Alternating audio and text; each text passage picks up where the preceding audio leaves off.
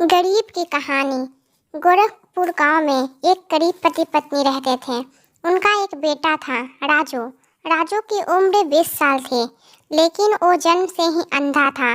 किशन का मुर्गी का फार्म था। एक दिन एक एक करके सारी मुर्गियां मर गई। किशन और उसकी पत्नी राधा रोने लगी।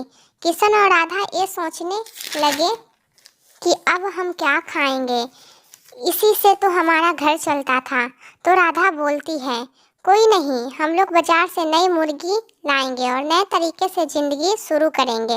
वे दोनों बाजार जाते हैं, लेकिन वहाँ से मुर्गी के बजाय काले रंग की हंस लेकर आते हैं। वो हंस लंगड़ी थी, इसलिए उसके मालिक ने हंस को सस्ते दामों में बेच दिया। लेकिन किशन और उसकी पत्नी हंस से बहुत प्यार करने लगे।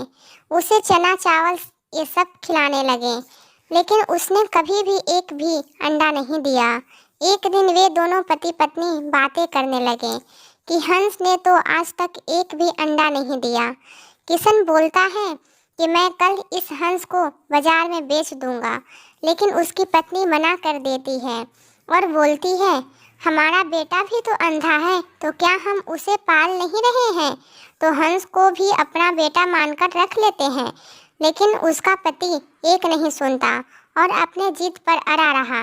उसकी पत्नी रोते हुए भगवान को बोलने लगी, हे ऊपर वाले, हम गरीब हैं, हमें और कष्ट मत दो। ये कहकर वे दोनों सो जाते हैं। सुबह हो जाती है। राधा घर से बाहर आती है और सीधा हंस के पास जाती है, तो देखती है कि यहाँ तो बहुत सारे अंडे हैं, लेकिन ये सारे सुनहरे रंग के हैं। राधा अपने पति को बाहर बुलाती है।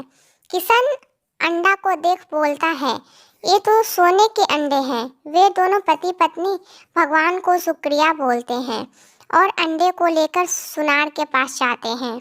उसके बाद किशन सोने का अंडा बेच अमीर बन गया। शहर के अस्पताल में बेटे का इलाज भी करवाया, लेकिन रोज रोज सोने के अंडे बेचने से सुनार को उस पर शक हो गया। एक दिन सुनार ने किशन का पीछा किया। वे दोनों पति पत्नी की बातें सुनार सुन लेता है। सुनार गांव के जमींदार को ये सारा कहानी बता देता है। जमींदार कुछ आदमी को किशन के घर भेज देता है और राजहंस लाने को बोलता है। आदमी हंस लेकर आ जाता है। जमींदार कल का इंतजार करता है कि उसे सोने के अंडे मिलेगा। जमींदार को सोने के 6 अंडे मिलते हैं और उसी अंडे से वो अपने पत्नी के लिए सोने का हार बनवाता है। जमींदार जैसे ही सोने का हार अपने पत्नी के गले में डालता है, तो वो गोबर की माला बन जाती है। सारे लोग देखकर हंसने लगते हैं। जमींदार की पत्नी बोलती है, मैं तुम्हारे साथ नहीं रहूंगी, तुमने मेरा अपमान किया है। जमींदार राजहंस को किशन के यहाँ छोड़ देता है।